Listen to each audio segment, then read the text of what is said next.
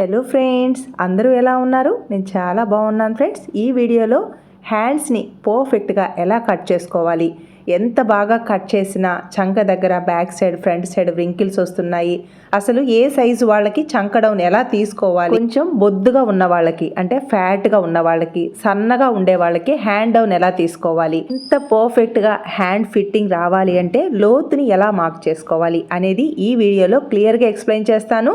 వీడియోని అస్సలు స్కిప్ చేయొద్దు. మీకు యూస్ఫుల్ అనిపిస్తే తప్పకుండా లైక్తో పాటు హైప్ కూడా చేయండి. ఇక లేట్ చేయకుండా వీడియోలోకి వెళ్దామా ఫ్రెండ్స్. హ్యాండ్స్కి జాయింట్స్ రాకుండా ఉండాలి అంటే మనకి లైనింగ్ ఇలా సఫిషియెంట్గా ఉండాలి. ఎంత పెద్ద హ్యాండ్ అయినా హ్యాండ్స్కి జాయింట్స్ రాకుండా ఉండాలి అంటే లైనింగ్ని ఈ విధంగా ఫోల్డ్ చేసుకోండి. మీకు క్రింది వైపున కోరాస్ సైడ్ అయినా లైనింగ్ని ఇలా ప్లేస్ చేసి కట్ చేసుకోవచ్చు, లేదా ఇటు ఫోల్డింగ్ సైడ్ అయినా హ్యాండ్ పొడవు తీసుకొని క్రింది వైపున హ్యాండ్ లూజ్ తీసుకొని అయినా మార్క్ చేసుకోవచ్చు. లైనింగ్ ఇలా కోరాస్ దగ్గర హ్యాండ్ లూజ్ తీసుకొని ఇటువైపు హ్యాండ్ పొడవు తీసుకోవాలి అంటే వెడల్పు ఎక్కువ ఉండాలి. ఎందుకంటే మనకి చంక దగ్గర ఆర్మ్ హోల్ ఫిట్టింగ్ పాయింట్ అనేది ఎక్కువ ఉంటుంది కాబట్టి చంక దగ్గర మనకి జాయింట్స్ రాకుండా ఉండాలి అంటే ఇటువైపు పన్నా ఎక్కువ ఉంటేనే ఇటువైపు తీసుకోండి. లేదంటే ఇటు ఫోల్డింగ్ సైడు పై వైపుకి ప్లేస్ చేసుకుంటే మనకి పై వైపున క్లాత్ ఎక్కువ ఉంటుంది కాబట్టి పన్నా సరిపోతుంది. అలా అయినా తీసుకోవచ్చు. నేనైతే కోరాస్ క్రింది వైపున ప్లేస్ చేసి 4 ఫోల్డింగ్స్ నా వైపు ఉండేలా లైనింగ్ని ప్లేస్ చేసుకున్నాను. పై వైపున 2 ఫోల్డింగ్స్ ఉంది, నాకు ఆపోజిట్లో అన్ని ఓపెన్స్ ఉన్నాయి. ఇక్కడ హ్యాండ్ పొడవు వచ్చేసి 11 ఇంచెస్, హ్యాండ్ లూజ్ వచ్చేసి 6.5 ఇంచెస్. ఓకేనా ఫ్రెండ్స్. ఫోల్డింగ్ సైడ్ ఏమో హ్యాండ్ పొడవు 11 ఇంచెస్కి మార్క్ చేసుకున్నాను. ఖర్చు కోసం క్రింది వైపున 1/2 ఇంచ్, పై వైపున 1/2 ఇంచ్ని మార్క్ చేశాను. టోటల్గా 12 ఇంచెస్కి హ్యాండ్ పొడవుని మార్క్ చేసుకున్నాను. ఈ 2 మార్కింగ్స్ని స్ట్రైట్గా కలుపుకోవాలి. ఇలా ఇంకొక దగ్గర మార్క్ చేయడం వలన హ్యాండ్ పొడవు అనేది చాలా కరెక్ట్గా వస్తుందన్నమాట. ఇలా స్ట్రైట్గా స్కేల్ని ప్లేస్ చేసి లైన్ని డ్రా చేసుకోవాలి. ఇక్కడ నేను మీడియం సైజ్ బ్లౌజ్ని కట్ చేస్తున్నాను. అలాగే ఈ కస్టమర్కి హ్యాండ్ కాస్త బొద్దుగా ఉంటుంది. ఈ హ్యాండ్లోనే నేను మీకు చిన్న సైజు వాళ్ళకి ఎలా కట్ చేసుకోవాలి అనేది క్లియర్గా చెప్తాను. హ్యాండ్ లూజ్ 6.5 ఇంచెస్, ఖర్చు కోసం 2 ఇంచెస్కి మార్క్ చేశాను. ఈ సైజ్ బ్లౌజ్కి అంటే హ్యాండ్ కాస్త బొద్దుగా ఉన్న వాళ్ళకి హ్యాండ్ డౌన్ ఇలా 4 ఇంచెస్కి మార్క్ చేసుకోవాలి. ఇక్కడ కూడా ఒక లైన్ అయితే డ్రా చేసుకోండి.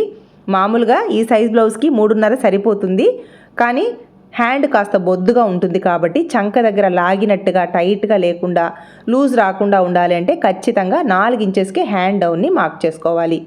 Arm whole fitting point back పార్ట్లో 9.5 ఇంచెస్ ఉంది. ఇక్కడ 1/2 ఇంచ్ తగ్గించేసి 9 ఇంచెస్కి మార్క్ చేసుకున్నాను. ఖర్చు కోసం ఎక్స్ట్రా 2 ఇంచెస్కి మార్క్ చేసుకున్నాను. షోల్డర్ దగ్గర కరెక్ట్గా 2 ఇంచెస్కి మార్క్ చేసుకోవాలి. అలాగే చంక దగ్గర అంటే బైసెప్ దగ్గర మన లేడీస్కి కొంతమందికి బాగా బొద్దుగా ఉంటుంది. అలాంటి వాళ్ళకి పై వైపు నుంచి 6 ఇంచెస్కి ఇలా మార్క్ చేసుకోవాలి. ఎక్కడైతే హ్యాండ్ బొద్దుగా ఉంటుందో అక్కడ కూడా మెజర్మెంట్ తీసుకోవాలి. మెజర్మెంట్ తీసుకొని ఒక 1/2 ఇంచ్ కలుపుకొని ఇక్కడ సైడ్ జాయింట్ స్టిచ్ చేసేటప్పుడు ఆ లైన్ ఎలా మార్క్ చేసుకోవాలో మళ్ళీ చెప్తాను.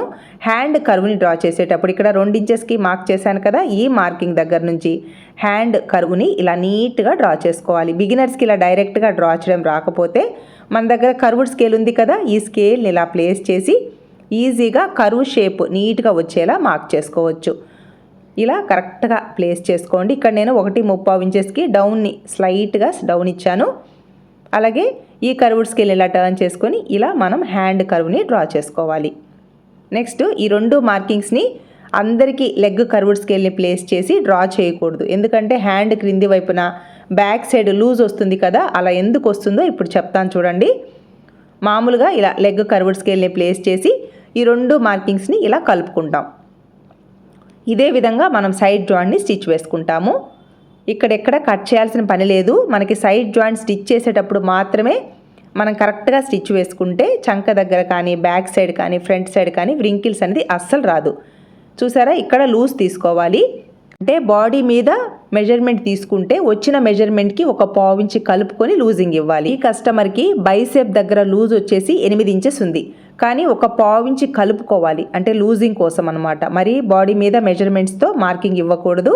లూజింగ్ కోసం ఒక 1/2 ఇంచ్ కలుపుకొని 8.5 ఇంచెస్కి మార్క్ చేసుకొని ఇలా మనం సైడ్ జాయింట్ని స్టిచ్ చేసేటప్పుడు ఇలా కొంచెం కర్వ్ షేప్ వచ్చేలా మనం సైడ్ జాయింట్ని స్టిచ్ వేసుకోవాలి. అర్థమైంది కదా ఫ్రెండ్స్.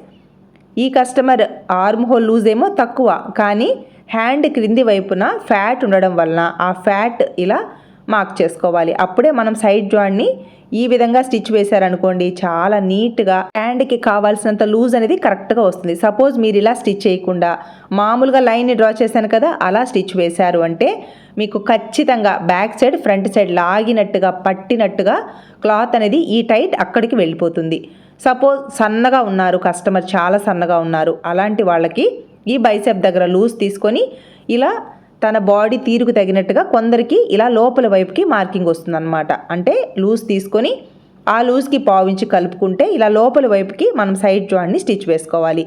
ఇలా స్టిచ్ వేసినప్పుడు ఆ లూజ్ అనేది రాదు. కొందరికి లూజ్ ఎక్కువైపోయి చంక క్రింది వైపున లూజ్ అనేది ఒక్కొక్కసారి బ్యాక్ సైడ్కి ఫ్రంట్ సైడ్కి ఈ లూజ్ అనేది వెళ్ళిపోతుంది. ఈ లూజ్ మన హ్యాండ్ క్రిందికి ప్లేస్ చేసినప్పుడు బ్యాక్ సైడ్కి ఫ్రంట్ సైడ్కి లూజ్ వచ్చేసి వ్రింకిల్స్ అనేది బాగా కనిపిస్తాయి అన్నమాట. ఇవన్నీ హ్యాండ్ కటింగ్లోనే మనం కరెక్ట్ చేసుకోవాలి. ఇక్కడ మనం కట్ చేయాల్సిన పని లేదు. మనం ఇలా మార్క్ చేసుకొని సైడ్ జాయింట్ని స్టిచ్ చేసేటప్పుడు హ్యాండ్ బాగా బొద్దుగా ఉన్న వాళ్ళకి ఇలా సైడ్ జాయింట్ని స్టిచ్ వేసుకోవాలి. సన్నగా ఉన్న వాళ్ళకి తన లూజ్కి తగినట్టుగా బైసెప్ దగ్గర లూజ్ తీసుకొని ఇలా లోపల వైపుకి ఎప్పుడైతే మార్కింగ్ చేస్తారో కరెక్ట్గా టైట్ కాకుండా లూజ్ రాకుండా హ్యాండ్ అనేది చాలా నీట్గా ఉంటుంది. ఇక్కడ ఒకటి కరెక్ట్ చేసుకోండి. నెక్స్ట్ వచ్చేసి హ్యాండ్కి ఇలా కర్వ్ షేప్ కరెక్ట్గా మార్క్ చేసుకోవాలి. ఇలా బొద్దుగా ఉన్న వాళ్ళకి ఈ విధంగా, సన్నగా ఉన్న వాళ్ళకి ఇలా మార్క్ చేసుకోవాలి.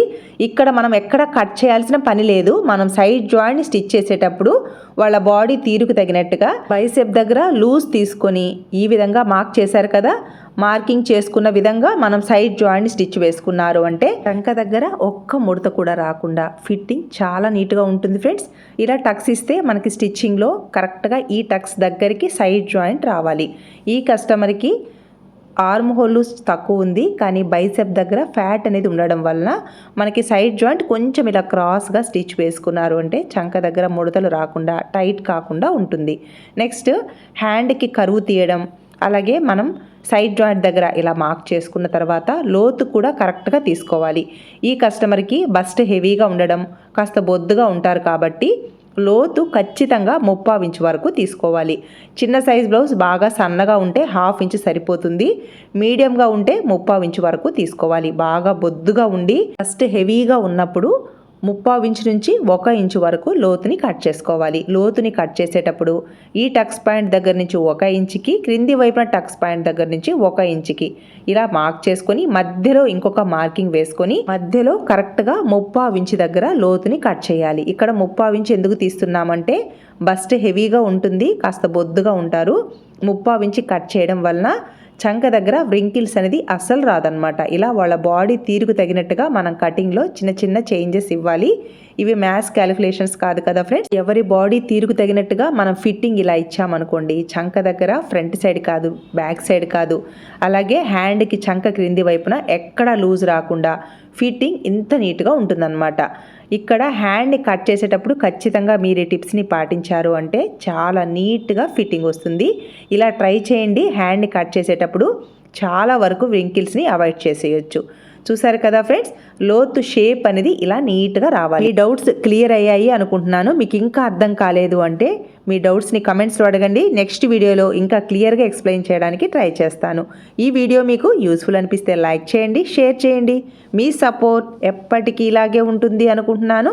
Thanks for your support. Thanks for watching.